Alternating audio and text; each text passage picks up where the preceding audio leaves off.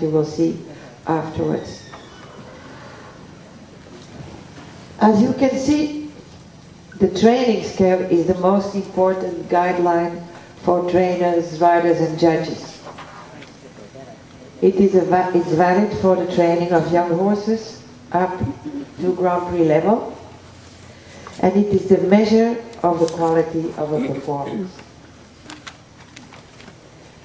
The training scale has 3 stadia: the development of understanding and confidence, the development of pushing power, and the development of carrying power. As you all know, the first point in the training scale is rhythm. And rhythm is actually regularity and tempo. The second point is the suppleness. It's the elasticity, the freedom of anxiety.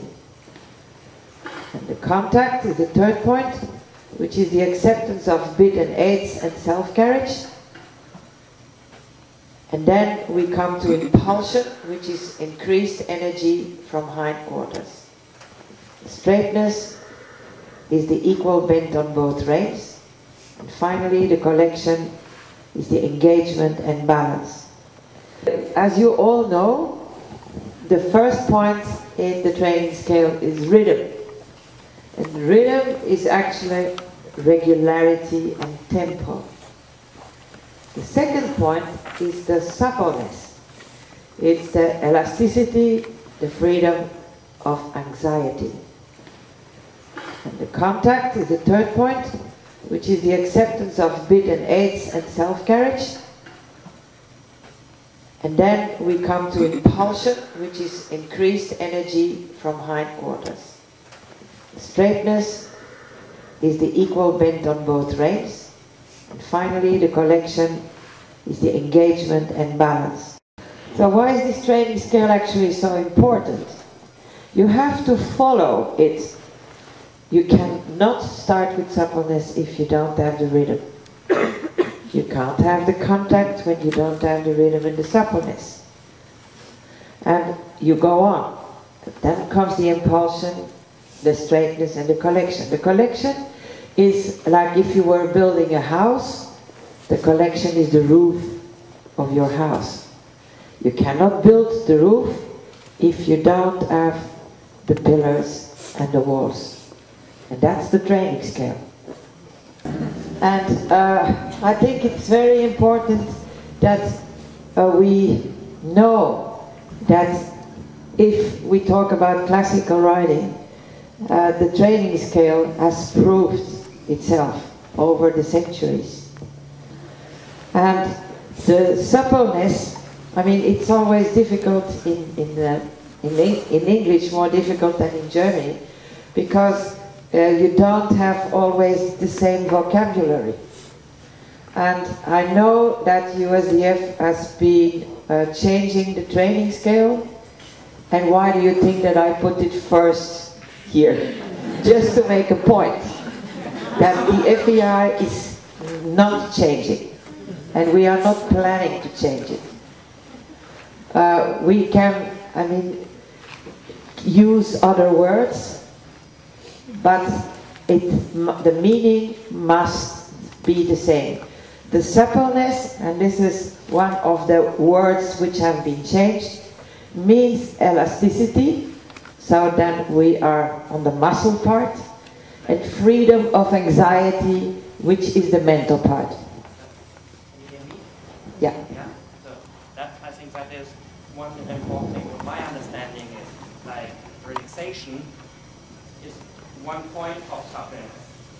We need the suppleness from, use that what I say at the beginning in my warm-up, that's so important in the warm-up. We need the loose force in the muscles, in the back and in the joints, but also in the head. And relaxation is for me more coming out of the mind, and altogether I think it's for me suppleness.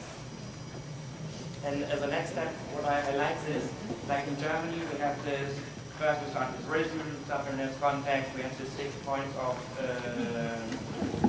training scale.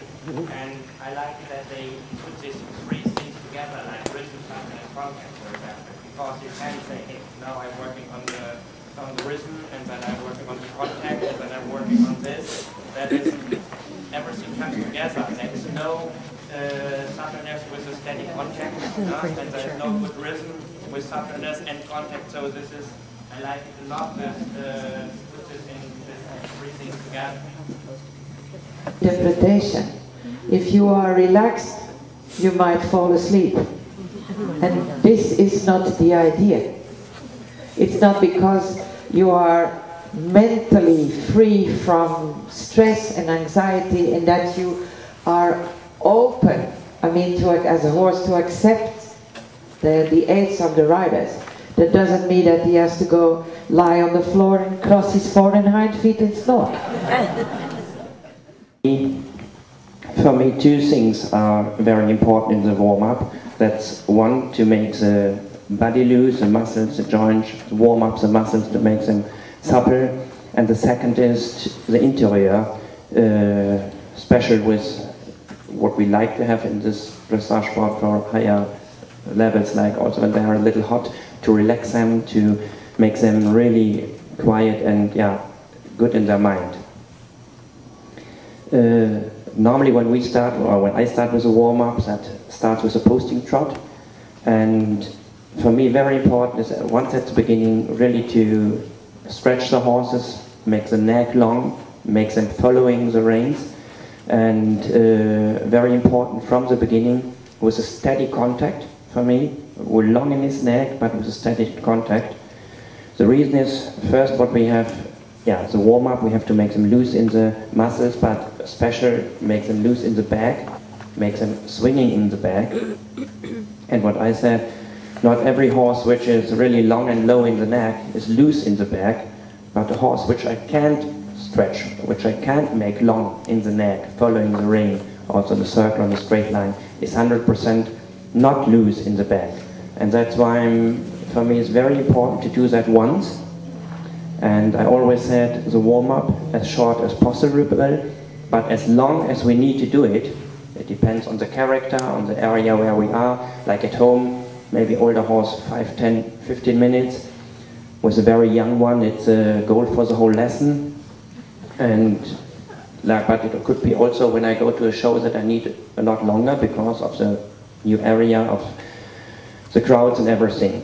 So again, the warm-up as short as possible, but as long as we need to get them once really long and loose in the back. I think that is, from my riding or in the training, what I do, very, very important at the beginning. It's difficult enough to keep them really loose and supple and loose in the back during the training and when we collect them, and in higher, higher collection movements, half pass and that. But if they are not really loose from the beginning, it's very difficult to get it. So that is one point. And the next, maybe where I'm I think what's very important, that is the flexion and the bending, and where I often see a lot of problems. For me it's so important, this flexion and bending, from the beginning, like in the warm-up and during the whole time, because we say it's so important that we can give the hoffers on the outside rein. In the most movements we have to do that. But the problem for a lot of riders or often is to get the horse to the outside rein, that you are able to give the hoffer outside. And that's why for me it's so important from the beginning to work on this flexion and bending. For example, when I see a lot of riders will never use the corner like a corner. For me, I say every corner is a quarter of a volt, for example. And depends on the level of the horse, and if I'm in the warm-up or later in the collected work, if I don't go so deep in the corner like a 10-meter volt, then I have a quarter of a 10-meter volt, and later at the end it's a quarter of a 6-meter volt. And that's for me so important, like I said, later in all the movements where we need that the horse is on the outside rein or more on the outside rein, like on all bended lines, shoulder in, forward, half passes, periods, flying changes.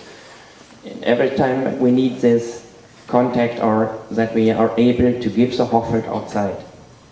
And that's why for me it's so important to work on that from the beginning very hardly.